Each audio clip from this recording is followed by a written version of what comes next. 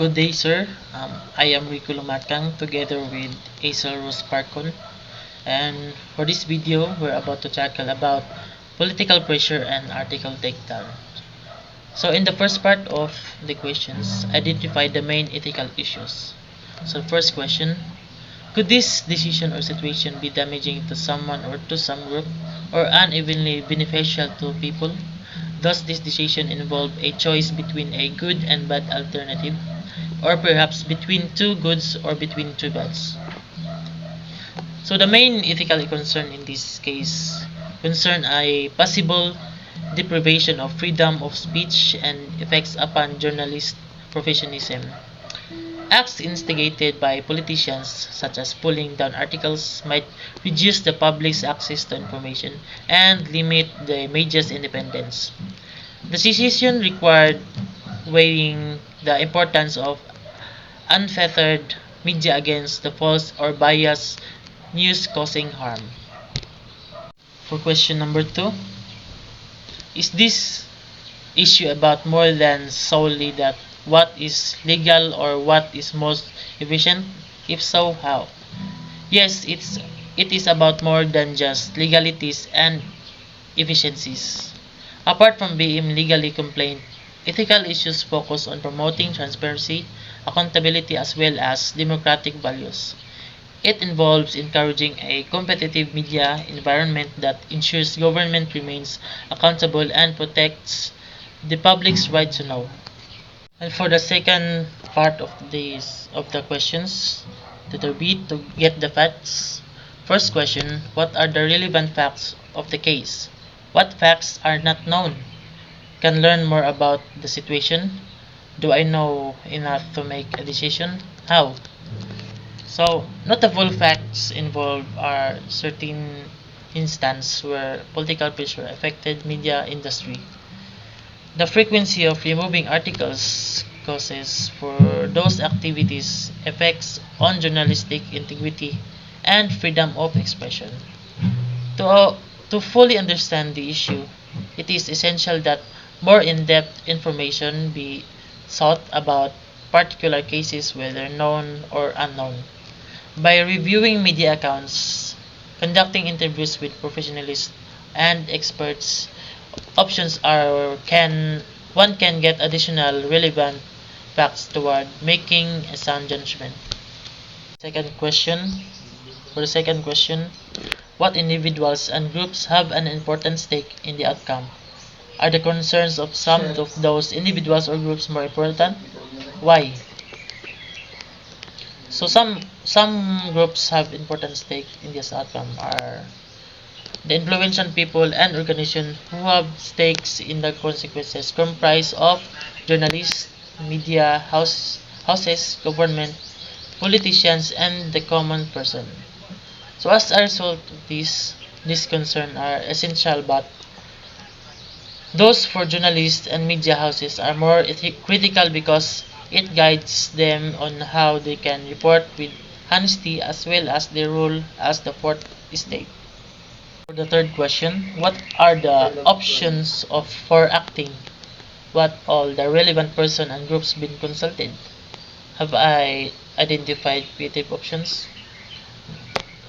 Some of this includes advocating for press freedom, promoting media literacy, supporting independent media outlets, and facilitating dialogue between government, civil society, and the media. To be able to view this from various perspectives and come up with effective solutions, there is a need for consultations among journalists, those who involves in broadcasting or publishing news, law professionals, human rights activists, as well as government officials. The other alternative might require some thinking outside the box to find new channels from information distribution that will also allow reporting. For the third part of this question, evaluate alternative actions. First question, which option best respects the rights of all who have a stake? So it was related to the right lens. For me, the option must be assist against criteria such as impact on freedom of expression, access to information, or journalism independence.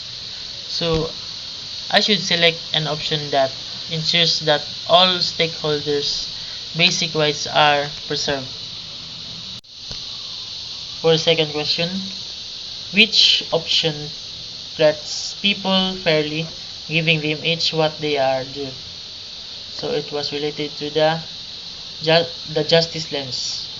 For me, determine whether these choices promote fairness in the media, enabling the media professionals to report truthfully and the society to obtain accurate information. Then verify if there is any particular group that has been unequally disadvantaged and whether their concern have been treated fairly. Question number 3. Which option will produce the most good and do the least harm for as many stakeholders as possible? When we study how each option can affect the welfare and interests of journalists, media organizations, government, as well as the public in general, then select an option that produces maximum overall benefit with minimum harm or largest number of people. So from this ethical perspective, one can determine what is morally right in responding to the problems connected with political pressure and censorship in mass media industry of the Philippines. So, hello everyone. For the continuation of the questions under letter C, which option best serves the community as a whole, not just some members, or the common good lens? In this study, considering the common good lens, the best option for me would be to foster open dialogue and debate within the community in order to establish the importance of diverse perspectives and potential consequences to submitting political pressure or article takedowns. For me, this will serve as an encouraging way to wage different viewpoints of the people are respected and valued. Next is which option leads me to act as the sort of person I want to be. So the virtue lens. To act in line with the virtue lens and soul of person I want to be considers options that aligns best with honesty, integrity, and fairness. For me, this virtues embodies and reflect our own character, whether it contributes to your development as morally upright individual that in case we face political pressure and article takedowns or potential consequences, uh, we will remain true to our principles. You will remain true to your principles and do what you believe is right. 1.6 Which option appropriately takes into account the relationships, concerns, and feelings of all stakeholders or the care ethics lens? So, in the context of care ethics lens, for me, the appropriate option would be the one that considers the relationships, concerns, and feelings of not only individuals or specific member but all stakeholders involved. This means making decision that not only prioritizing empathy, compassion, and understanding, but also an option that strive to minimize harm while promoting the well-being of everyone involved. Oh, we're done with the questions under letter D. I mean letter C. Now let's move on and proceed to letter D. Choose an action and test it. So number one, after an evaluation, using all of these lenses, which option best addresses the situation? So After evaluating all the lenses, for me, both virtue and care ethic lens are the option that best addresses the situation because the characteristics of both lens also support standing firm against pressure and keeping the article up and ensures that decisions are made with honesty, empathy, and consideration for the impact on all involved. Question number two: if I told someone I respect or a public audience which option I have chosen, what would they say? So I have two answers for this question, a negative and a positive answer. So for the negative, if you chose to respect or submit to political pressure and article takedowns, I think other people would say you're a coward or you don't have principles or you're not passionate enough with your work. But if you chose to resist political pressure and article takedowns, I think people would even compliment you like, you're brave enough because you stand against it. You stand against censorship and government interference. For them, your decision would be seen as um, courageous and principled. Because standing against political pressure is never easy. Yeah, it was never easy for media practitioners. How can my decision be implemented with the greatest care and attention to the concerns of all stakeholders?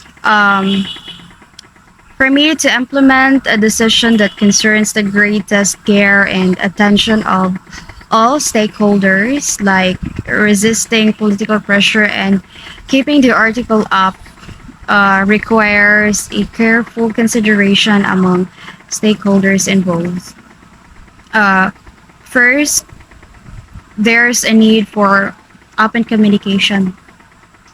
So, through engaging open communication, stakeholders, public government officials, and any other relevant parties can clearly discuss the reasons behind every decisions and even address any queries or concerns that each member involved may have.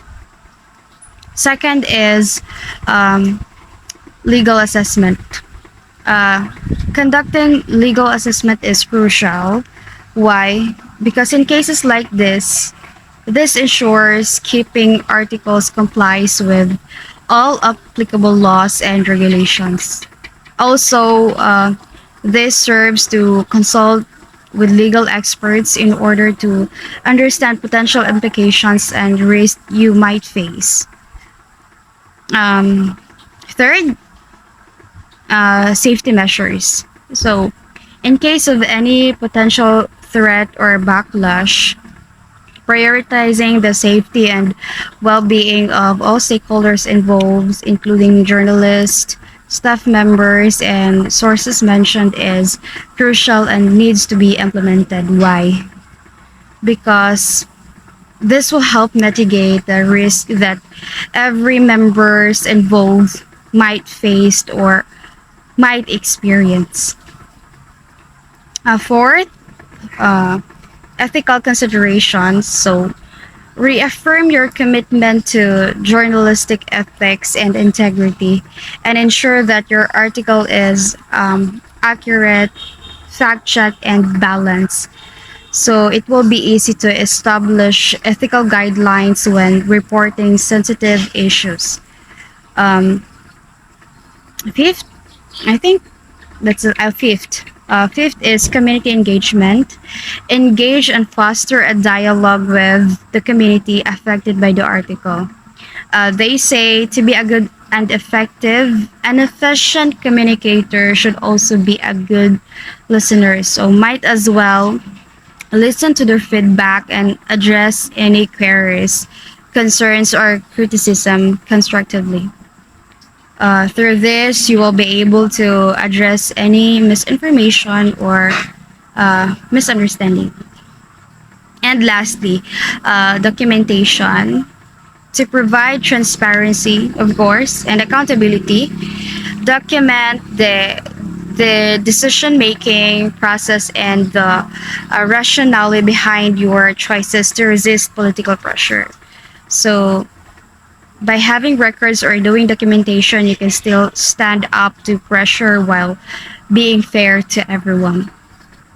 And by implementing these measures, you can easily navigate the challenges of resisting political pressures and article takedowns while maintaining your commitment to journalistic integrity and freedom of expression.